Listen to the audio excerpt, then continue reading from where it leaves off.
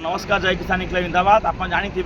जाजपुर जिले में यही 4 दिन तले आमर चाषी नेतृत्व जाजपुर जिला नवनिर्माण कृषक संघ नेतृत्व मैंने जिलापाल ऑफिस सामने कहते कि आम जिले धान पड़ी धान में प्रत्येक क्विंटाल 10 केजी 15 केजी धान चोरी होची प्रथम यार समाधान कर तापर जिला महोत्सव कर यही कथा कहते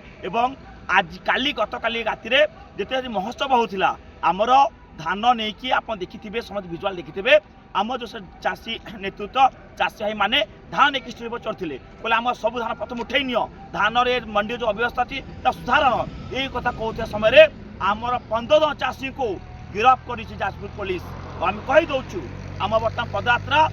केउझर घटगाँ भुवनेश्वर पदा चली आमर 15 चाषी को गिरफ्त कर निंदा करूँ जाजपुर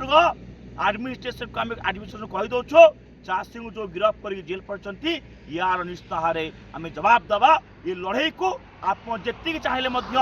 जेल मिछ केस देखी किसी तरे आम विधानसभा मिछ केस दे आम जेल पठेले पुणी आज देखिए आमर 15 जन जाजपुर जिला नवनिर्माण कृषक साथी मान